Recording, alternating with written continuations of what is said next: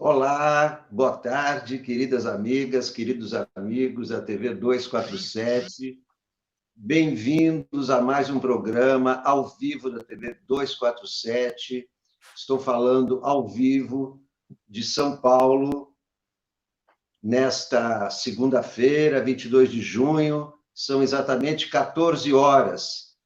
E estou recebendo com muita alegria um dos grandes pensadores do Brasil atual, um contemporâneo de altíssimo nível, que conhece o Brasil, estuda o Brasil e explica.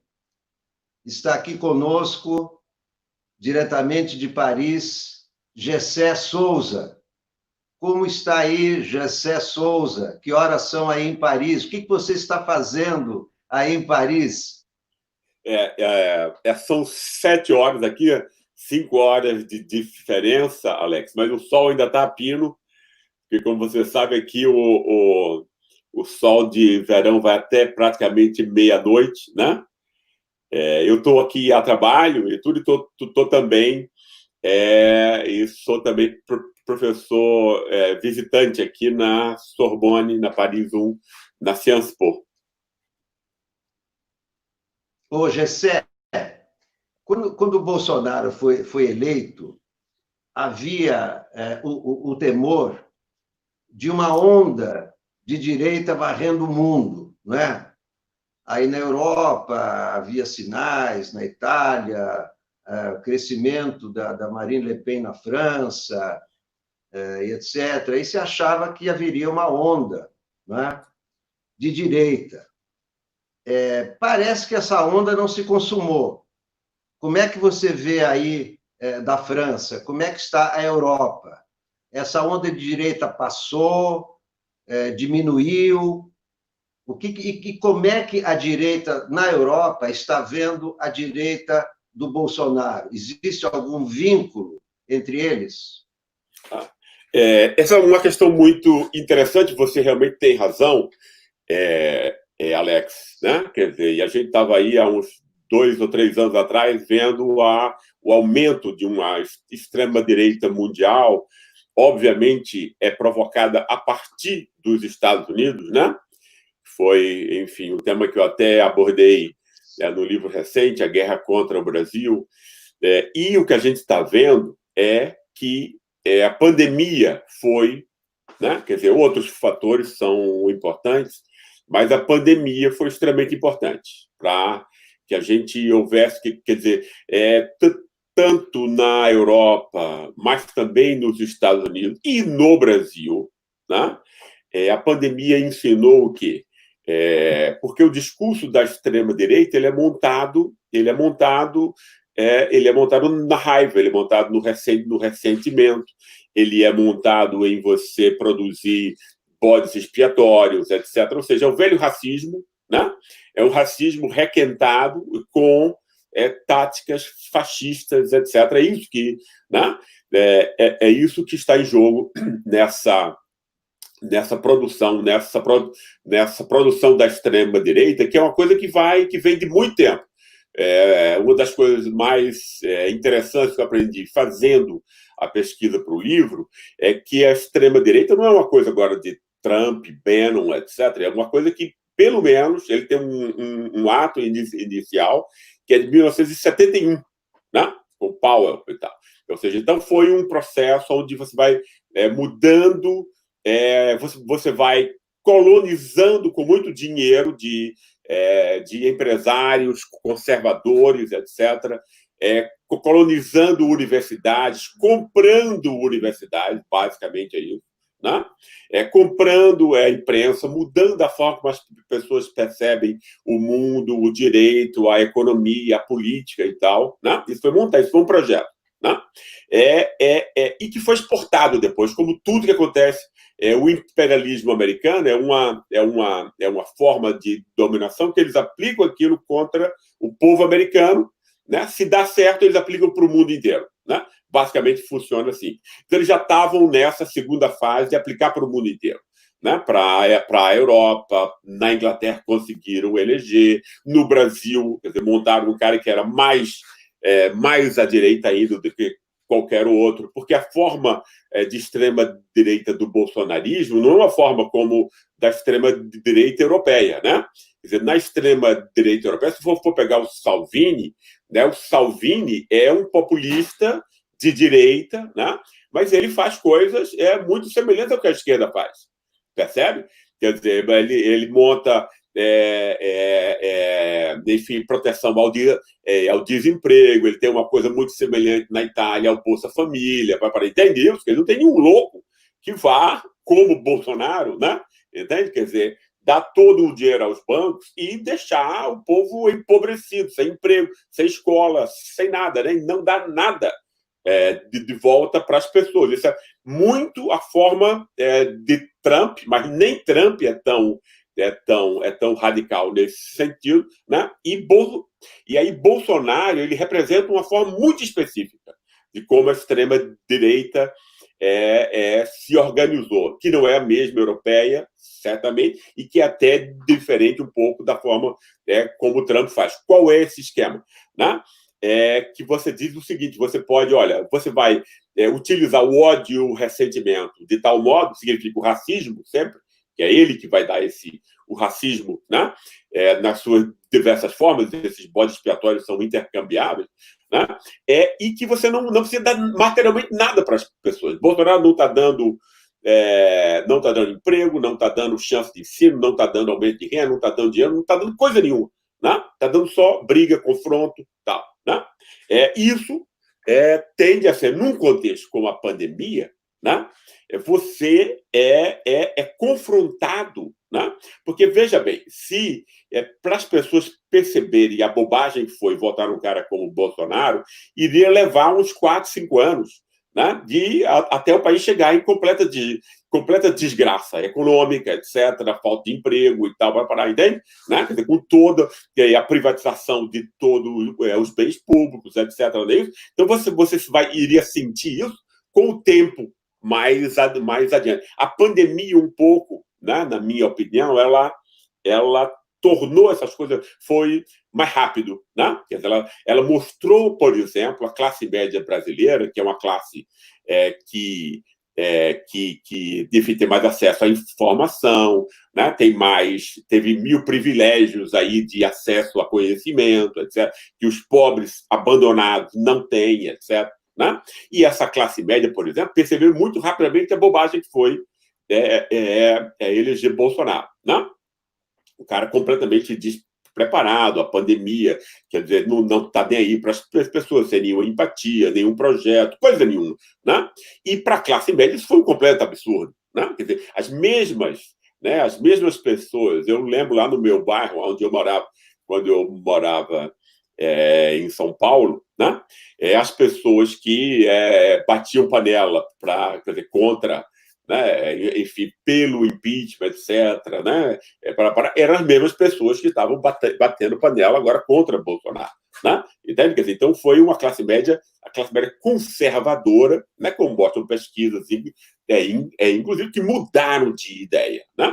O que é muito importante, eu acho que grande parte dos pobres também, evidentemente, né? Tem o pessoal aí que ganhou esses R$600, que imagina que Bolsonaro tem alguma coisa a ver com isso. Né? Mas quem está apoiando o Bolsonaro ainda é só a elite. Né? Eu acho que a classe média saiu desse jogo. Entende? Né? E isso é muito importante. Apesar da elite ter um Congresso Nacional do bolso, né? Por conta disso que o Congresso não está se movimentando na questão do impeachment, né? Porque é a instituição mais venal, mais dominada pelo dinheiro.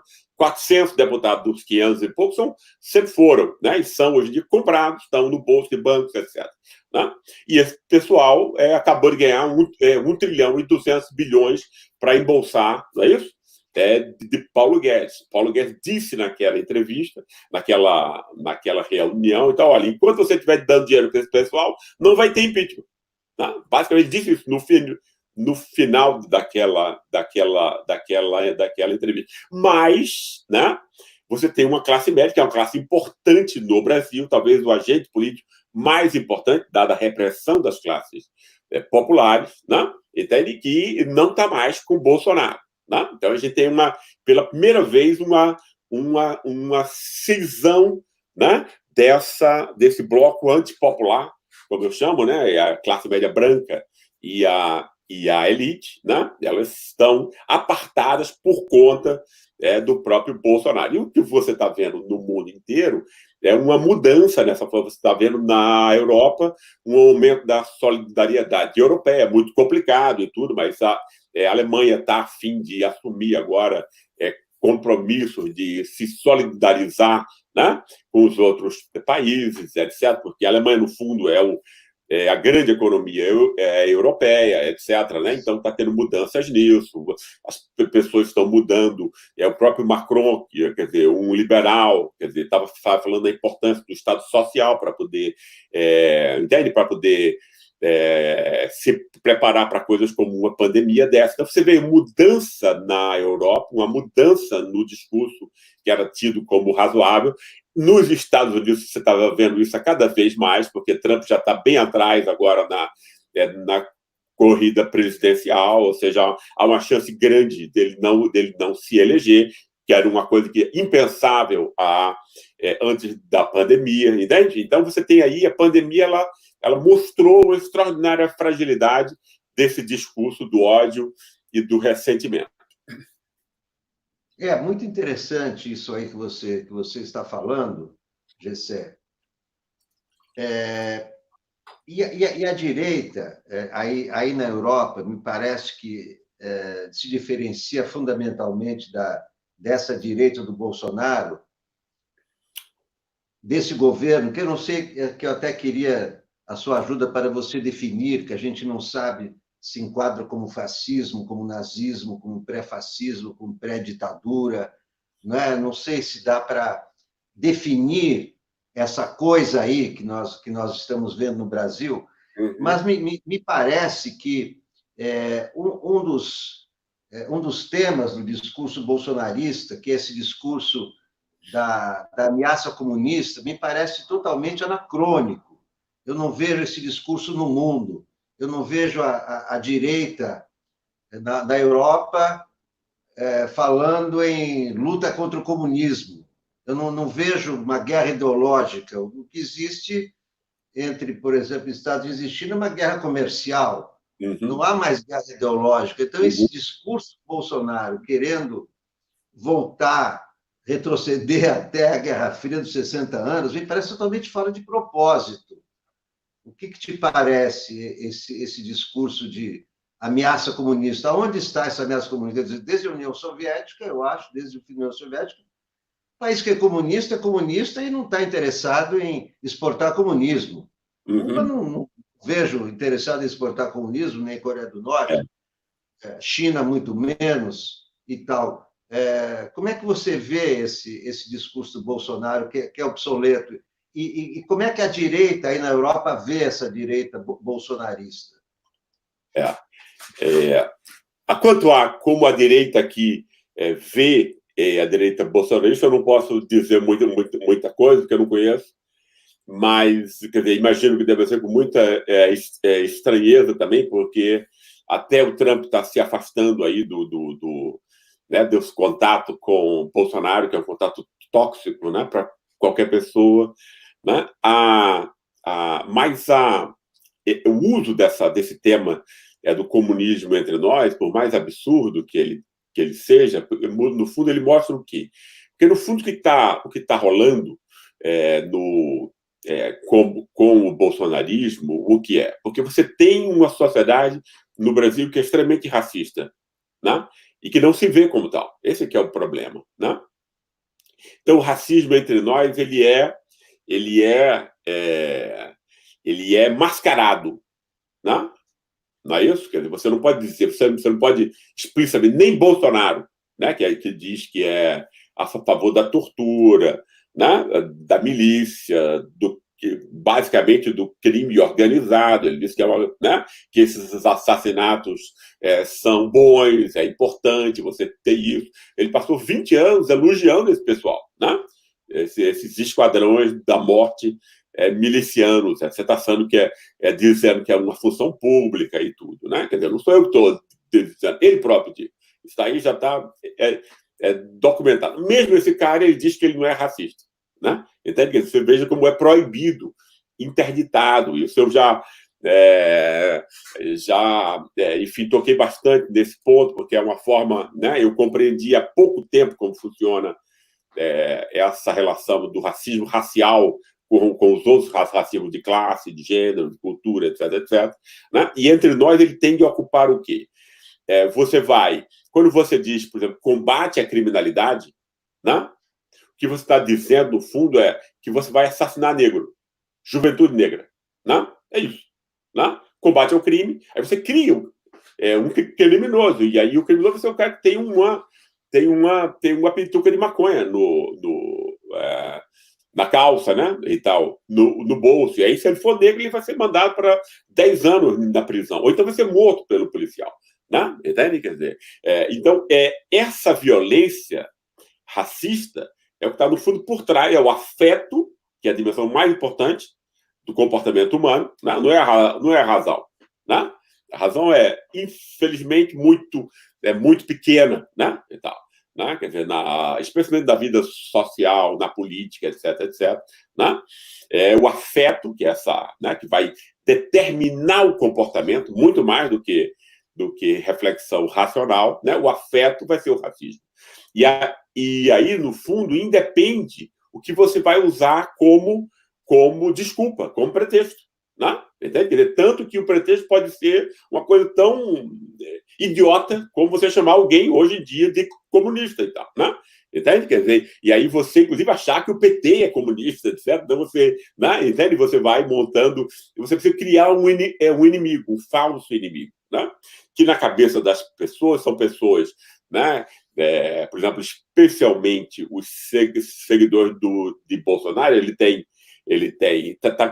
cada vez menos, ele tem em todas as classes, mas ela é muito peculiar à classe média baixa, eu diria, né? A classe média baixa, o lixo branco, né? Que não ascendeu como os outros brancos, né? E os de todas as cores evangélicos, né? Quer dizer, dessa banda podre das igrejas evangélicas, tipo Edir Macedo, que constrói essa posição pobre honesto e pobre delinquente, né? O delinquente sendo a homossexualidade, a negritude, a mulher, etc, etc. Né? É completamente artificial, montado, é um absurdo, mas você vai criar o quê? Um sentimento de que essas pessoas que o apoiam, né, são alguma coisa. Né? Você tem que imaginar vidas vazias, vidas com ódio, vidas fracassadas, né? Vidas que se percebem como fracassadas, né? E que essa política deu um sentido aí para muita gente, especialmente para os militantes, né? Imagine, pessoas que não importavam nada, né, para ninguém, etc. E agora passaram a ter likes, etc. Quanto mais absurdas e canalhas elas são nas redes sociais, mais likes elas ganham. Esse é o esquema, né? Então você vai criando aí, né? E que tem a ver, né, com você produzir alguma, né? Quer dizer, você vê como é uma coisa absurda que tem a ver com terraplanismo, né? Quer dizer, tem a ver com uma série de coisas, ideias aí que, né, eventualmente montadas aí na coisa do Olavo de Carvalho, que no fundo é um aprendiz de feiticeiro do Bannon, né? E tal, quer dizer, ele não tem nenhuma, né, obviamente não é nenhum filósofo, nem coisa assim, é um cara que tem uma certa esperteza para montar esse jogo, aprendeu isso também, isso é profissionalmente montado nos Estados Unidos, e aprendeu como você luta, como você joga, né, com esses pretextos aí, né, com uma massa de pessoas com pouca cultura, né, entende? Sem acesso a uma cultura reflexiva, etc, etc, e você dá, digamos assim, pretextos que podem ser quaisquer, comunismo, né, terraplanismo, China,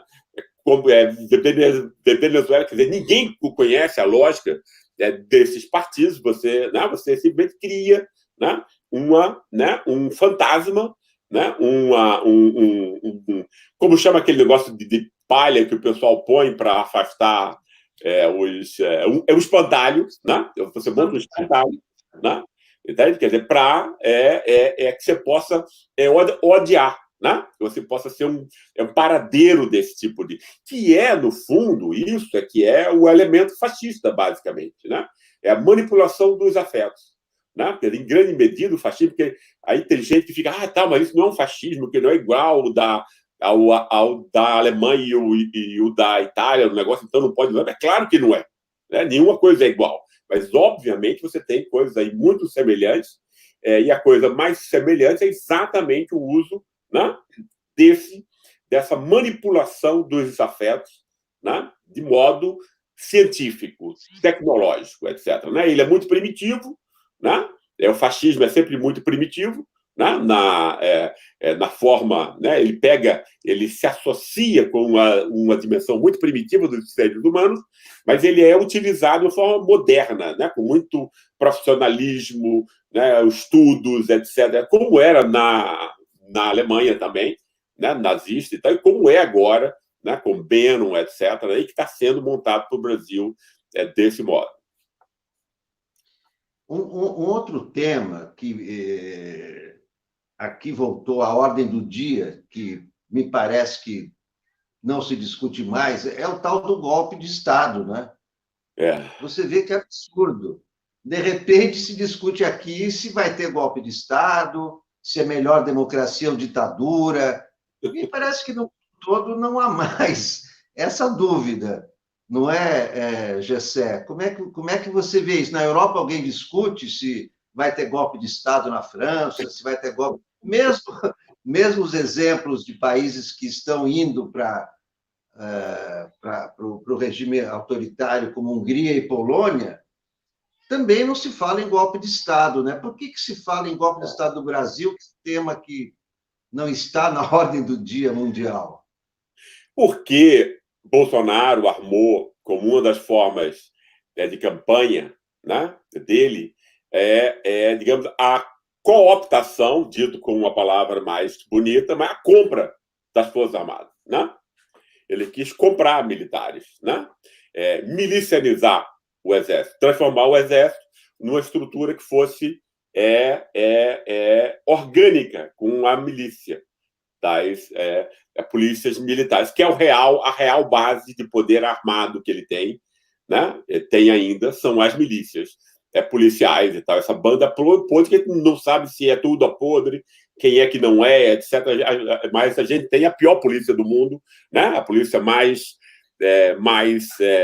violenta, mais assassina, etc. E esse pessoal gosta muito de Bolsonaro, porque aí o Bolsonaro se representa como ninguém, né? E ele quis utilizar, se apropriar das Forças Armadas nesse jogo, e eu acho que aí não só a pandemia, mas eu acho que esse caso mais recente do Queiroz, né, causou dentro das Forças Armadas muito mais estrago do que a pandemia como um todo, né?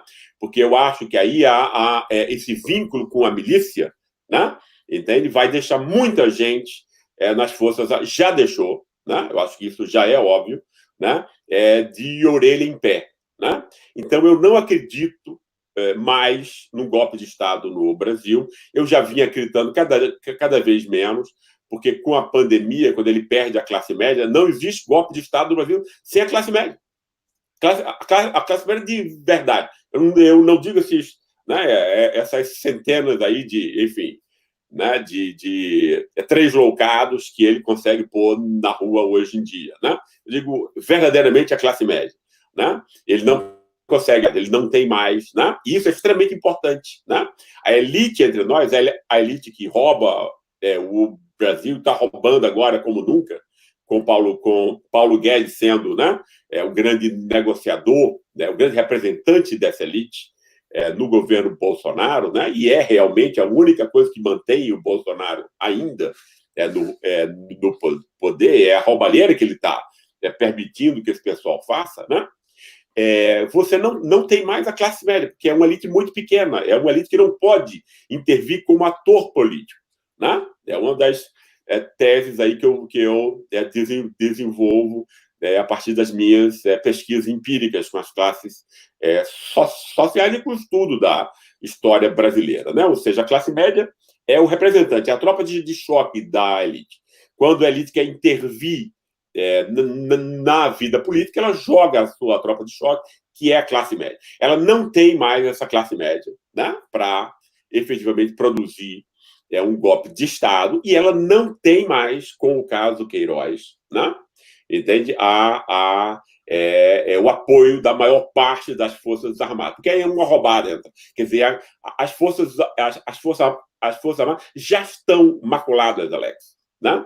Elas levaram 25 anos fazendo bobagem na ditadura, aí levaram aí mais 30 para se livrar disso, e agora, em menos de 18 meses, né, elas jogaram já tudo a perder. Né? Entende? Né? É necessário entre nós, né, entende? A partir de agora, botar esse pessoal no quartel, né, e ter um processo de... Né, quer dizer, Força Armada tem que ser como elas são. Por exemplo, né, essa nossa alma colonizada, que acha tudo bonito que acontece nos Estados Unidos, deveria aprender isso. Né? Militar americano não mete o bedelho em política. Né? Certo? Né? Ele é uma estrutura apartidária, uma estrutura de Estado. Né? Entende? Né? Quer dizer, quem não é... Quer dizer, as Forças Armadas que não operam desse modo, se transformam em milícias, se transformam em baderna, né? Em bandoleiro. Né? Entende? E eu acho que isso pode não estar refletido na cabeça de muita gente, mas isso está também emotivamente, entende? Na maior parte dos oficiais de alta patente, que eles agora meteram a mão no esgoto com o Bolsonaro. Né? Entende? Eu acho que está claro, e o caso de Queiroz, né, foi um elemento muito importante nesse processo aí de queda do Bolsonaro. Né? Então, ele já vinha tendo várias coisas, mas aí com o Moro, simbolicamente, ele perde uma parte da classe média, com a pandemia ele termina de ter completamente, né, a sua base na classe média. É claro que na classe média tem doentes que vão continuar com ele, toda a classe aí tem 15%, 20% de doentes ressentidos, etc., que vão se reconhecer um cara como o Bolsonaro, né? Mas ele não tem mais o apoio dessa classe. E o caso Queiroz, para mim, foi um terceiro elemento extremamente importante, porque a gente sabe, Alex, que nessa dimensão a gente pode dizer, e tal, tem o caso jurídico, o que é. Claro, a discussão jurídica é importante como um motivo para uma ação, um processo, etc., mas esse tipo de processo não é jurídico, é um processo moral político. Né? E o caso Queiroz, ele vindo aparecendo com todas as mentiras que isso implicou, etc., né? Ninguém acreditou, é preciso ser um imbecil, né, para você acreditar que a família Bolsonaro não estava envolvida nessa coisa com o ASEF, etc., com escondendo o cara. Né? E isso mostrou o quê? No processo moral político, as pessoas, mesmo as que tinham algumas dúvidas, viram agora, né, que você está tratando, né, com uma família, enfim, uma família com alto envolvimento no pior que há, né, de crime, né, e isso está óbvio para a população. Esse julgamento, né, que aí a mídia é muito importante de que ela esteja participando disso, já está sendo efetuado na cabeça das pessoas e em várias instituições importantes, como o Exército. Né? Então, eu acho assim, Bolsonaro está em péssimo lençol e é ruim até para a elite agora, né? Porque esse cara não vai conseguir, né, pôr muita coisa avante mesmo nessa agenda reacionária que a elite quer se aproveitar dele para montar. Ele está aí um pato manco, né? Entende? Não consegue, ele mal está na defensiva, né? Ele quer agora não ir preso, né? Entende? A cadeia está se aproximando dele, né? Entende? Ele tem até vergonha agora de falar com a imprensa, né? Com os seus próprios correligionais. Você está vendo aí esse grande embuste que é Bolsonaro se deteriorando a olhos vistos, né? Não, você tem toda a razão. Se já não havia elementos para um golpe de Estado antes, porque primeiro você não dá o golpe de Estado sem apoio da imprensa, você não dá um Claro, golpe de Estado sem apoio do Congresso, você não dá um golpe de Estado sem apoio da população. Isso tudo esteve presente nos dois outros golpes de Estado, exato. de 37 e de 64. Então já não havia. E tem o seguinte também: as Forças Armadas toparam entrar nessas aventuras porque havia supostamente uma ameaça ao Estado naquela época. Uhum. Era suposta, mas era ameaça comunista, era a invasão comunista no Estado Novo, era o comunismo supostamente do João Goulart. Então, havia uma ameaça, tem que haver algum pretexto. Não há nenhuma ameaça externa ao Brasil, nem ameaça interna. O que Uhum. há são os filhos e o presidente ameaçados por processos. Claro, As Forças Armadas não vão passar para a história, né, os atuais comandantes da cúpula, como aqueles que dão o golpe de Estado para dar mais poder àquele que quer se proteger e proteger seus aliados de crimes. claro, Aí claro. seria realmente o fim do mundo, um pandemônio. E ainda mais, quando aparece o Queiroz na casa do advogado, não é? É, E o advogado não sabe como ele foi para lá, quer dizer, é um hospício, né? Uma casa de doido. Né? Veio o advogado dizer, olha, não sei como é que ele está na minha casa. Não é? Não é? E esse caso Queiroz, eu acho que vai ser um divisor de águas, porque sem dúvida. até então, há várias semanas, os brasileiros oscilam, eles não sabem se vai ter um golpe de Estado ou um impeachment. É engraçado isso, porque tem hora que parece que vai ter impeachment, parece que vai ter um golpe de Estado. Mas é impossível um cara fraco dar um golpe de Estado, né? Também Claro, tem essa. Então, eu concordo com você, o negócio de golpe de Estado é blefe dele, sempre foi blefe, e é claro, só para amedrontar e tem que parar de ficar com medo disso. Então, claro. eu acho que o problema quer dizer, o problema para ele. O problema para ele é que agora eu acho que deve refluir essas manifestações pró-ditadura, porque as pessoas estão percebendo, por meio da STF, que é crime Claro, pedir ditadura na democracia, não claro, pode fazer propaganda de ditadura na democracia. Então, eu acho que isso aí vai refluir. E ele vai tentar se segurar por mais 2 anos. E a reeleição dele está totalmente comprometida, inclusive pelo que ele está fazendo na administração da pandemia. Né? claro, Isso aí vai ter um reflexo claro. agora. A oposição, me parece, até agora, vamos entrar nesse campo polêmico, né, É, Gessé? Me parece que a oposição ainda não consegue se articular, né? Como eu, pelo menos, esperava. Eu, quando vi a eleição do Bolsonaro, eu falei, bom, a oposição vai se unir, todo mundo vai se dar as mãos, como aconteceu nas diretas, para impedir o avanço, né? claro. Mas não é isso que aconteceu, né? Nós temos Não, aí Ciro Gomes construindo a sua candidatura. Eu acho que na oposição a Bolsonaro é quem mais está à frente nessa construção, é o Ciro Gomes, que eu acho que a Marina, né, parece que vai ser a vice dele, né? Estão se articulando como chapa. O PT vai ficar num debate se Lula vai poder ou não, me parece, de novo, né? Vai se esticar a corda, não é? uhum. E o Bolsonaro, me parece, carta fora do baralho. Como é que você vê esse quadro, Gessé? Eu também acho isso. Eu não acredito na sobrevida de Bolsonaro mais, né? É isso aí. Eu acho que a pandemia, Alex, ela apressou muita coisa. É um tipo de existe às vezes acontecimento que ele não ia dar certo, a gente sabia disso, né? Já. Apressou bastante, eu acho, né? Porque, quer dizer, meteu os pés pelas mãos já de várias maneiras, a coisa da proteção dos filhos e a si próprio, né? E a si próprio, porque, claro, aí é uma coisa de...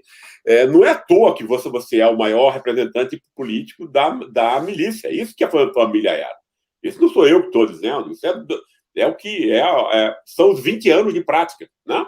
Entende? Quer quer dizer, a quem eles prestavam homenagem, a quem davam empregos, etc. Tudo miliciano, né? Ou seja, o esgoto da sociedade brasileira, né? Entende? Quer dizer, uma turma que resolve no assassinato as suas questões, etc. Marielle Franco, né? Obviamente, se você pensar no motivo político, né? Quem é que tinha mais motivo político de matar a Marielle Franco? Né? Tá? Ok? Se você é representante político das milícias, se as milícias são várias, ok? Ela não é uma só, elas são várias, né? Como é que você poderia dar um sinal de que você as estava apoiando, né? Se ela era digamos assim, a grande líder do movimento, né? Entende? Né? De expor os crimes milicianos e tal. Entende isso? Quer dizer, motivo não falta, né? Quem é que tinha, efetivamente, o grande motivo, né? É incrível que a gente nunca tenha tido, inclusive, esse tipo de discussão aberta, né? Entende? Não é isso? Né? Então, você está tendo aí, você está vendo aí, a gente tem que ter cuidado, porque essas coisas, juridicamente, a gente tem que falar sempre na suspeição, etc., e não, né? Porque ainda não foi provado, e só o processo jurídico pode chegar a isso. É óbvio que, né, de um modo cuidadoso, né, a suspeição em relação à família Bolsonaro se avoluma, né, de rachadinha e assassinato, né? Entende? Apontando de modo, né, com indícios especialmente fortes, né? Fortes, claros como a luz do sol, para a família Bolsonaro, né? Entende? Então, quando eu acho que isso começou a ficar claro, o grande projeto de Bolsonaro deixou de ser a reeleição, né, cada dia mais, e sim livrar a família e a si próprio da cadeia, né? Entende? Você tem um presidente entre nós, cujo principal projeto político, né, é se safar ele e os seus da cadeia. Não é isso? Então, esse cara, eu não consigo ver sobrevida para o projeto dele, embora ele tenha. Veja bem, o que é que mantém Bolsonaro no poder? Olha, Bolsonaro resolveu a questão do sufrágio universal para a elite, que era a grande questão da elite brasileira, né? É uma elite escravocrata e tal. Quer dizer, como é que a gente vai continuar sendo escravocrata com o voto, no contexto do voto? Não é isso? Então, você tem que dividir os pobres. Aí chega o PT e une os pobres. Né? Aí chega Bolsonaro, né? E divide os pobres de novo. Percebe? Né? O capital de Bolsonaro é essa divisão fajuta entre os pobres, né? Usando o racismo, né? De um modo mascarado, etc. Mas é o racismo que está aí. Né? É a energia principal. Não é isso? Esse é o capital político de Bolsonaro para essa elite do saque que a gente tem. Não é isso? Né? Agora, ele está ficando cada vez mais disfuncional. Eu não acredito que exista futuro com ele, né? Muito especialmente pela classe média, que é uma classe média falsa moralista, né? Mas aí o falso moralismo pega um preço. Você tem que ter alguma coerência na sua ação, entendeu? Né? Entende? Minimamente e tal, né? Mesmo que você entenda por moralidade, né? Entende? Não seja igualdade entre os homens, que é a real a dimensão moral no Ocidente, mas seja como chama, crimes que você faz no Estado, etc. Assim que o moralismo é pensado entre nós, né? Do modo extremamente reducionista e superficial, mas ainda assim você tem que ter alguma coerência. E esse cara é inutilizável agora para isso, né? Entende? E eu acho que Queiroz foi, digamos assim, o terceiro grande tiro que ele leva e que ele não se levanta mais. Então, ele está mancando, né? Tentando ainda sobreviver de algum modo, mas eu acho que ele não tem mais sobrevida e tudo, né? É claro que deve estar aí tendo mil elucubrações, acordos, reuniões para como é que a gente continua isso sem ele, como é que a gente pode pôr Maia no poder ou alguma outra coisa, porque não é bom ter eleição, etc.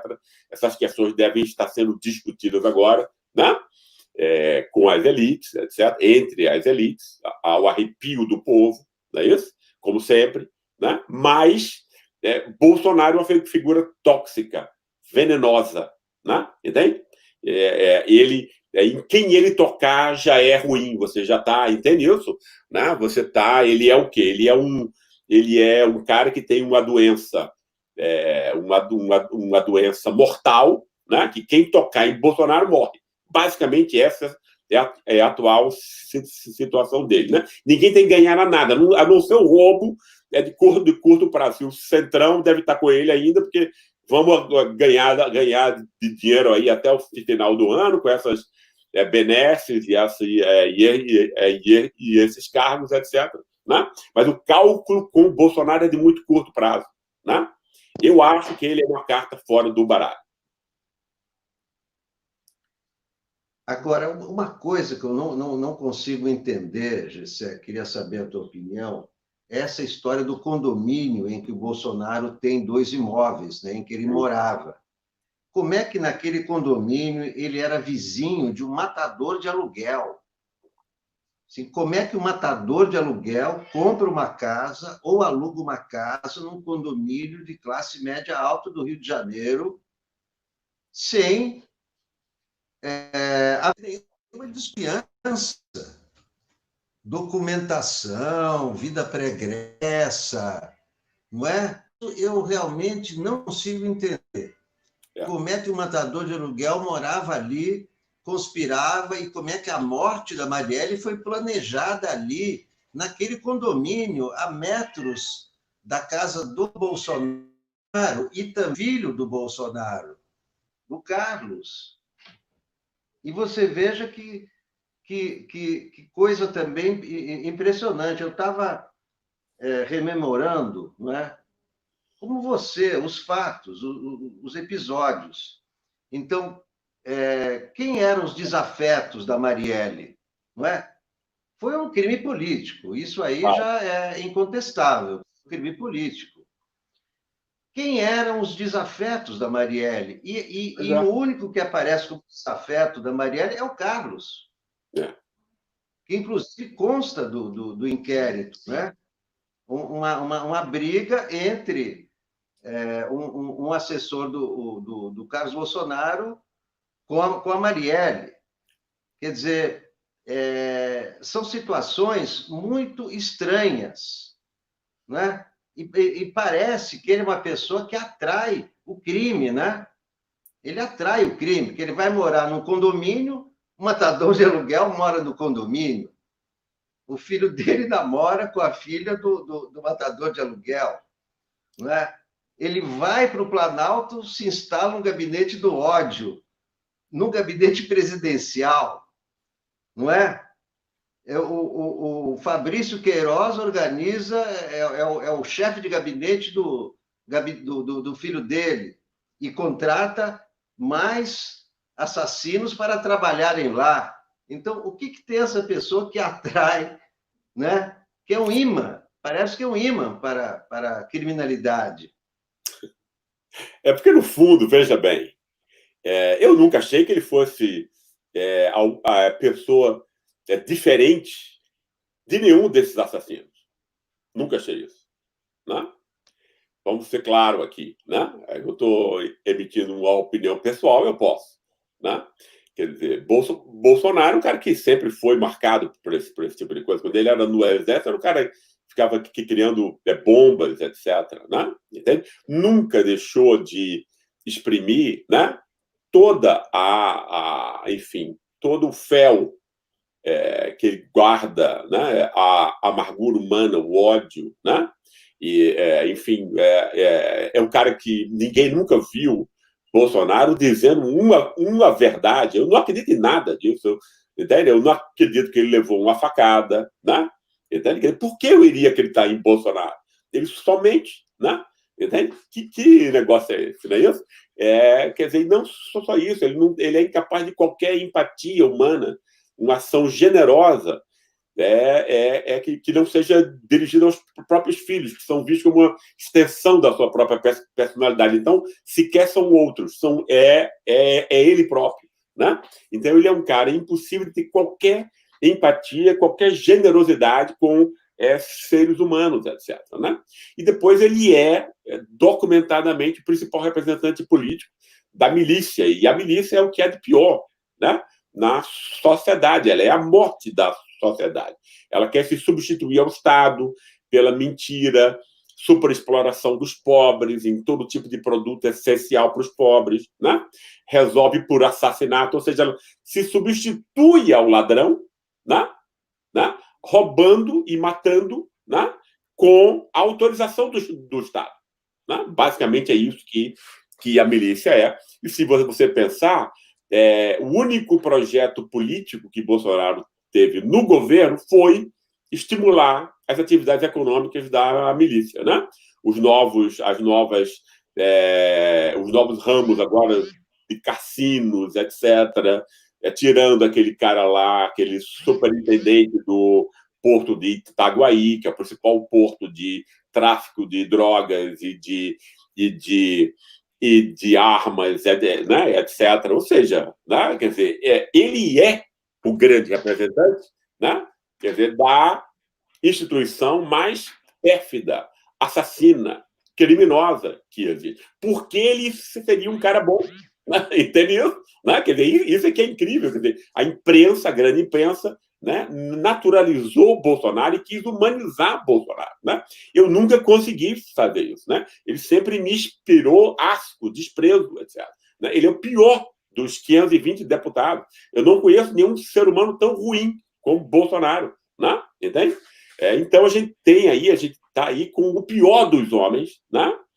Quer dizer, isso aí, obviamente, né? Eu acho que ele é capaz de qualquer coisa que a própria milícia faz, porque é quem ele representa, né? Então, o que houve é que a elite quis transmutar esse cara, né? É um cara asqueroso do esgoto, né? Da parte escura da vida, né? Para torná-lo presidente do Brasil, né?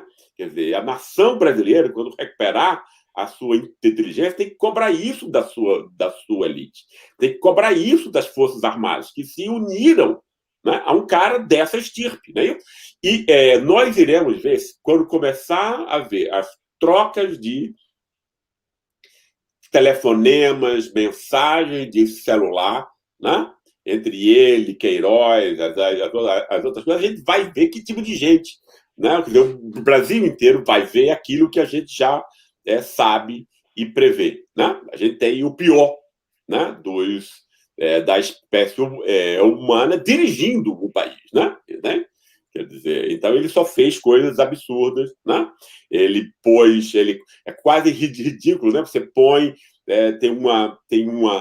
tem uma instituição do Estado, uma das poucas instituições para combater o racismo, etc.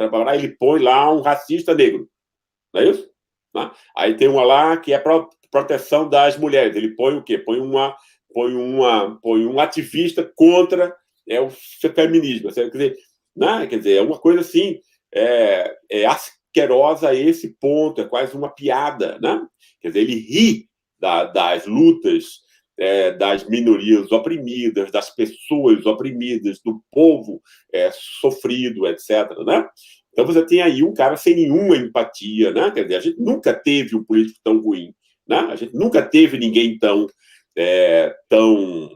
enfim, tão baixo. Falta-me palavras na língua portuguesa, né, que não sejam, enfim, que não sejam impróprias para esse horário, para definir um cara como Bolsonaro. Né? Eu sempre, para manter, inclusive, a minha própria sanidade, né, entendeu? Eu me recusei a tratá-lo naturalmente. Né? Quando eu escrevo um Twitter sobre ele, eu chamo de miliciano, presidente miliciano. Né? Lembrar isso, a gente tem que lembrar isso, a gente tem que lembrar que, né, a esfera pública brasileira foi contaminada, envenenada, quando esse cara entrou na vida política. Ele deveria ter saído preso já quando ele fez aquele elogio à Ustra contra a Dilma, naquele voto. Né? Entende? Em vários países, num país como a Alemanha, ele teria saído algemado ali, algemado, né? Direto para a prisão, certo? Que é o que você faz com pessoas que fazem, né, algo desse tipo, né? Que está ali rindo do sofrimento, né? Rindo da tortura, mostrando quem ele é. Agora, a coisa boa que eu achei é que todas essas coisas que aconteceram agora vão propiciar um processo de aprendizado mais rápido do que se ele tivesse continuado. E ele também é muito burro, muito reativo, etc., né? Então, quer dizer, tem uma esperteza por um outro lado, mas também é muito reativo, primitivo, né? E isso um pouco acelerou várias coisas. No fundo, o que a gente tem que aprender é as pessoas que montaram o Bolsonaro, né? Que naturalizaram o Bolsonaro, que humanizaram o Bolsonaro, como a nossa imprensa fez, como a nossa elite que pagou, e como as Forças Armadas que o receberam, né? Tem que receber, né? No futuro próximo, né? A conta do que fizeram. Tem que pagar esse preço, né? Por nós temos recebido Bolsonaro no comando dessa nação, né? Por algum tempo que seja. Agora, eu não acredito que ele tenha sobrevivência política. Gessé, me parece que as oposições, nesse momento, estão muito mais empenhadas no impeachment do Bolsonaro do que na campanha para 2022.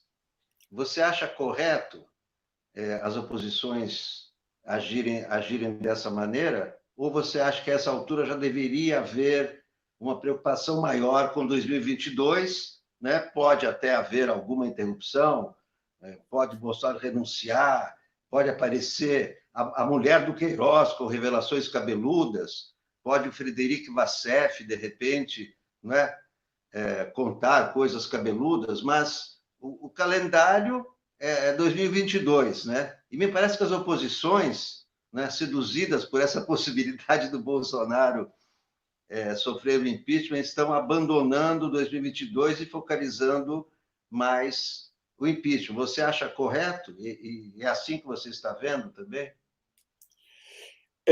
Veja bem, eu acho até que tem pouco, como você já tinha notado antes, tem muito menos articulação na oposição do que deveria ter havido.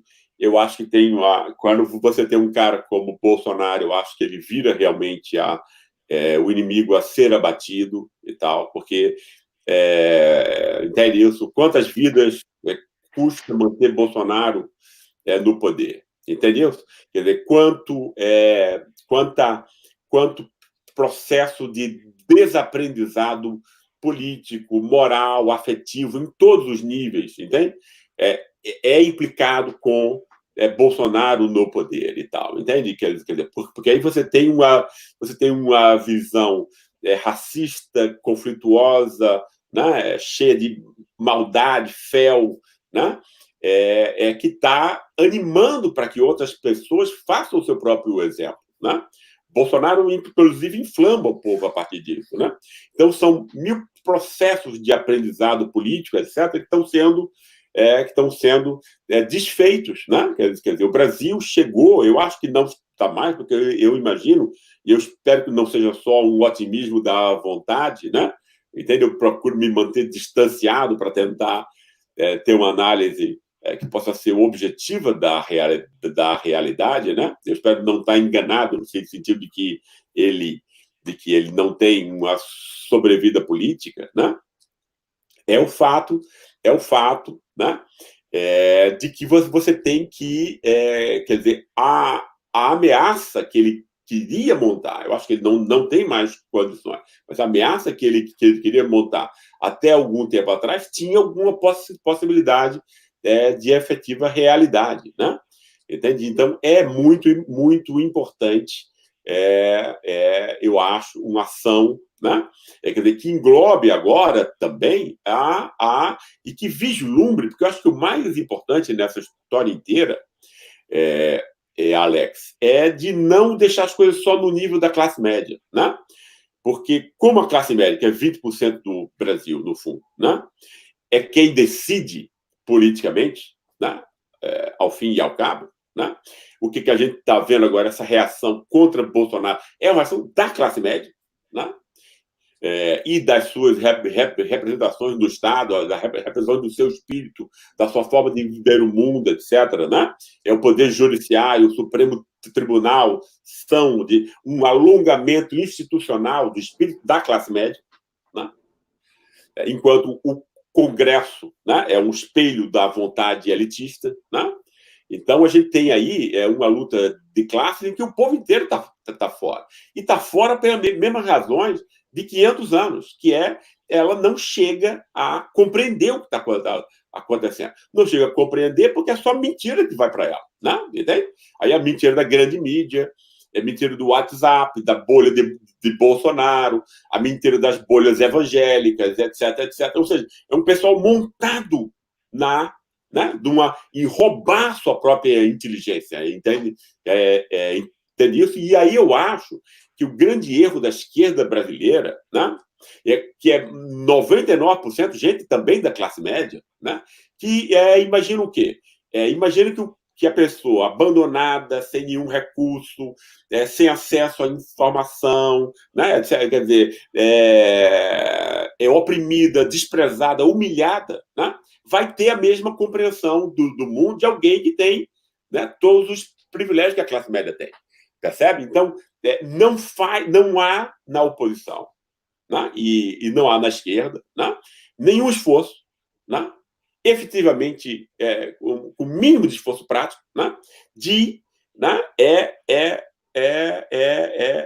ter uma ação de restituir a inteligência do que está acontecendo para o povo, para as camadas populares, né? Entende? Explicar o que está acontecendo. Há um jogo que é montado, né, numa estratégia meramente eleitoreira, né, que já se comprovou extremamente ineficaz nas últimas eleições, né? Claro, a custa de fake news, etc, etc.